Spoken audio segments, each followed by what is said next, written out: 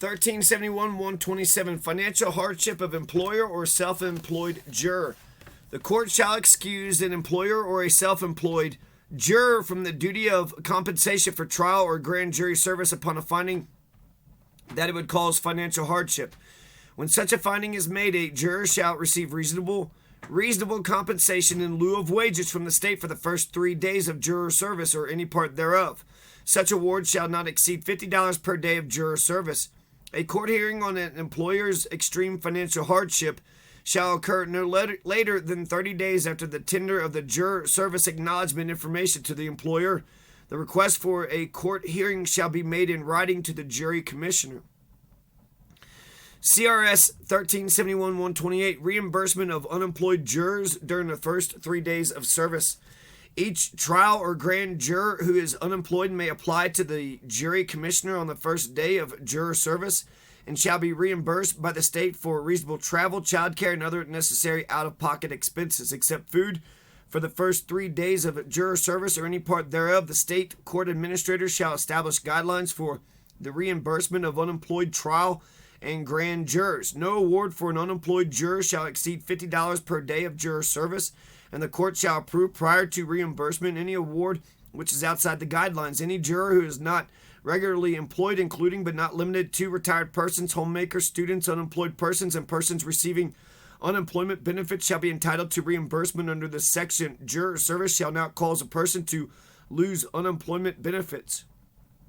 1371-129, compensation of jurors after the first 3 days of service. The state shall pay each trial or grand juror who serves more than 3 days for the 4th day of service, and each day thereafter at the rate of $50 per day. A trial or grand juror receiving payment under this section shall not be entitled to additional reimbursement for travel or other out-of-pocket expenses. CRS 1371-129.5, public transportation for jurors. In all judicial districts with one or more publicly owned or operated systems of public transportation, the office of the state court administrator shall work with officials of the public transportation system or systems to create and implement a plan whereby each juror may obtain transportation at no cost to the juror to the vicinity of the courthouse or other place of juror service and return using the regular routes and schedules of the public transportation system. 1371-130, limitations on juror compensation. The state shall compensate and credit each juror for only those days on which the juror appeared as directed to perform juror service. Holidays and business days on which a trial has been recessed are excluded. 1371-131, special awards of compensation and reimbursement. Notwithstanding any other provisions of this article, the court is authorized to make special awards of compensation and reimbursement to any juror based upon unusual circumstances to affect the purposes of this article. By appropriate order, the court may make special arrangements for physically impaired and elderly jurors and may provide for the other needs of jurors. The court shall provide for reasonable cost of jury sequestration. 1371-132, juror service acknowledgement information request payment. Number 1, the juror service acknowledgement shall contain the following information: the name of the jury commissioner, contact information, the number of days of juror service performed, a declaration of the duty of the employer to compensate an employed juror for the first 3 days or any part thereof of juror service, the right of an employer to be excused from such duty by the court upon a showing of extreme financial hardship, and any other information deemed appropriate by the jury commissioner. The jury commissioner shall retain juror service acknowledgement information for each juror and make it available electronically via the internet for 12 months after the juror completes his or her service.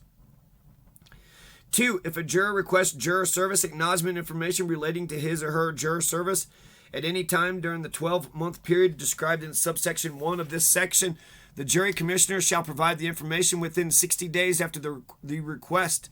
Number 3, trial juror payments for each juror service shall be processed by the state by check or electronic funds transfer within 10 days after the conclusion of the juror service.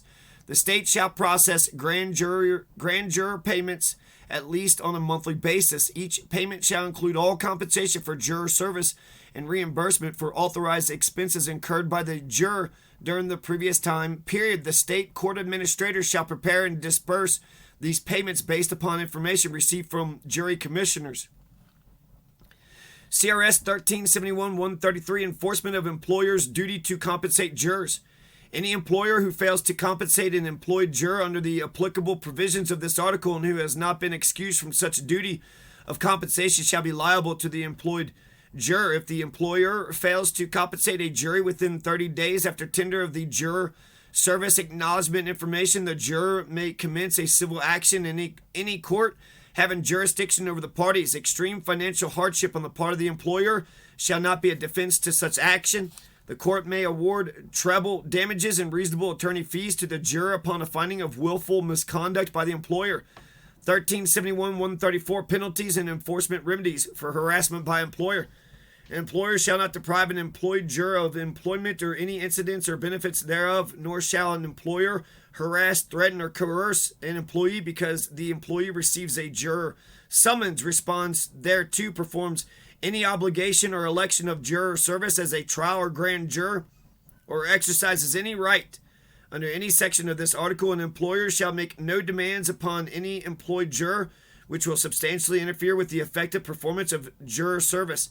The employed juror may commence a civil action for such damages or injunctive relief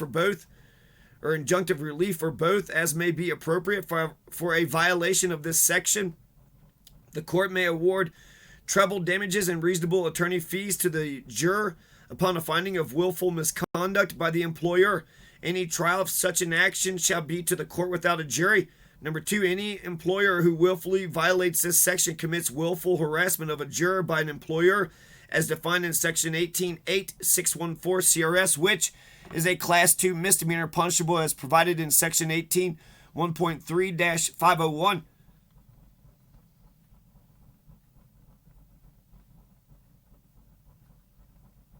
(1371-135) Juror Orientation Program. The Office of the State Court Administrator shall establish guidelines for the orientation of prospective jurors.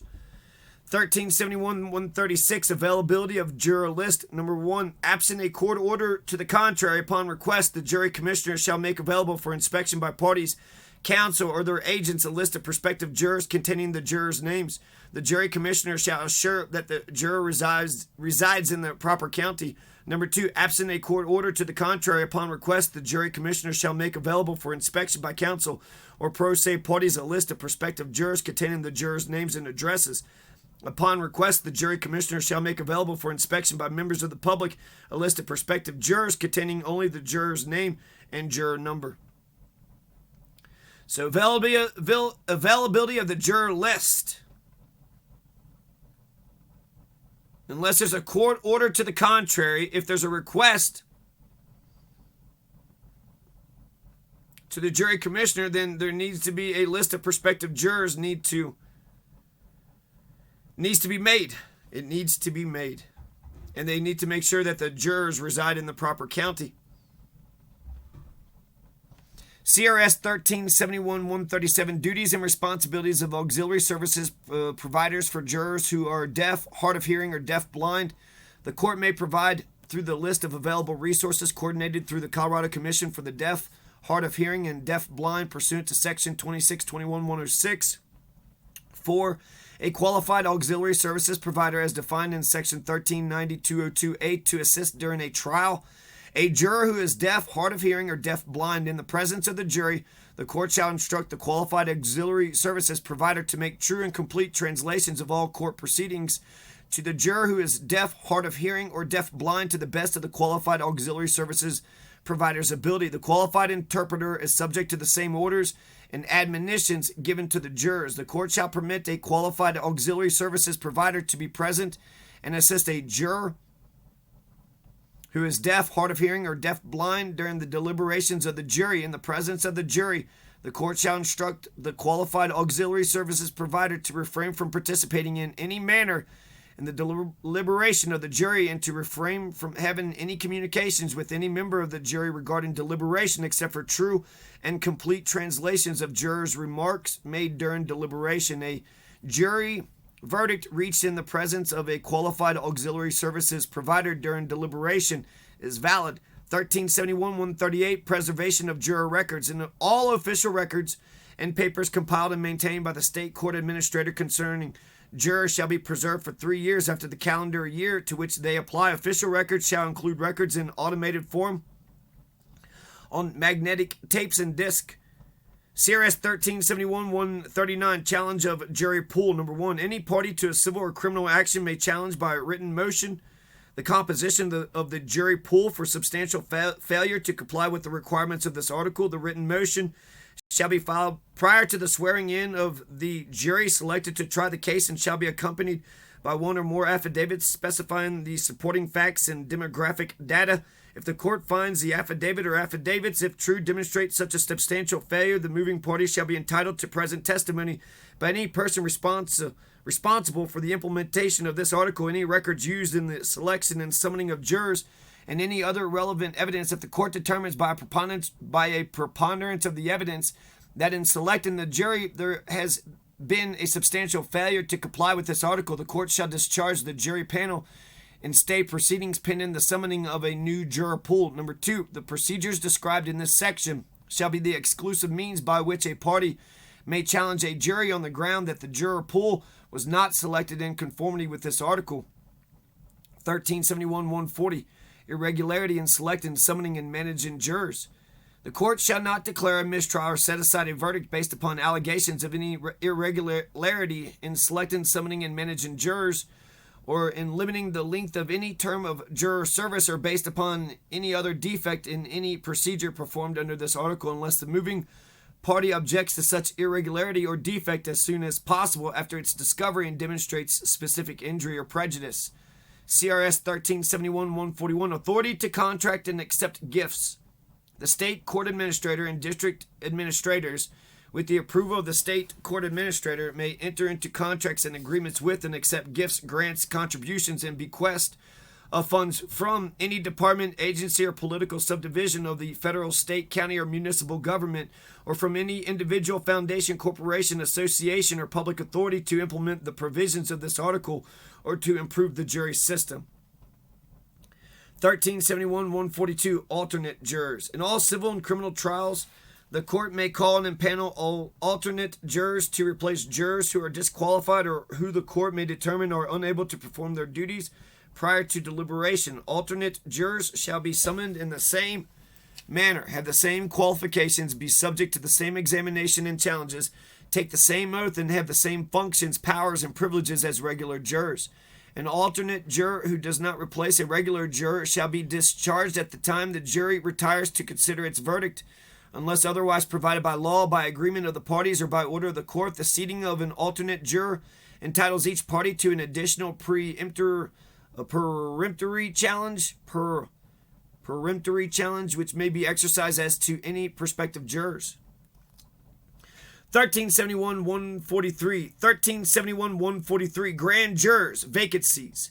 Vacancies which exist on a grand jury panel shall be filled in accordance with the section 1372-106, 1371-144, jury fees to be assessed in civil cases.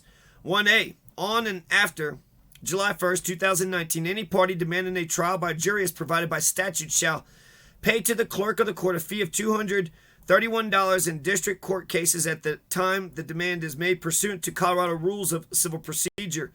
B, on and after July 1st, 2008, any party demanding a trial by jury as provided by statute shall pay to the clerk of the court a fee of $98 in county court cases at the time the demand is made pursuant to the Colorado Rules of Civil Procedure. Each party to an action. C, each party to an action who does not affirmatively waive in writing the right to a trial by jury on all issues which are so triable shall pay the jury fee. Failure to pay the jury fee at the time of the filing the demand and no later than 10 days after the service of the last pleading directed to any issue triable by a jury shall constitute a waiver of a jury trial by the demanding non-paying party. 2A, each fee collected pursuant to subsection 1A of this section shall be transmitted to the state treasurer and divided as follows. And let's see. 1, repealed. 2, $165 is deposited in the Judicial Stabilization Cash Fund. $5 is in the Court Security Cash Fund. $41 is in the Office of Public Guardianship Cash Fund. $20 is deposited in the Justice Center Cash Fund. Each fee collected pursuant to paragraph B of subsection 1 of this section shall be transmitted to the state treasurer and divided as follows. 1. Repealed. 2. On and after July 1st, 2009, $84 shall be deposited. Okay, so 1371-145, expense of meals and provisions to be taxed in all civil cases if any expenses are incurred in furnishing meals or provisions to jurors and panel to try such causes. Such expenses shall be taxed as cost in the suit against the unsuccessful party. When collected, the same shall be paid to the clerk of the court for deposit in the state general fund to reimburse an employer in an amount not to exceed $50 per day for the first 3 days served by the employee. In the first instance, the same shall be paid by the court pursuant to the provisions of section 13.3.106. 13.3.106. And that ends Article 71, Colorado Uniform Jury Selection and Service Act. Article 72 goes on to grand jurors. So stick with me here. We're going to get to the grand juror section. Article 72.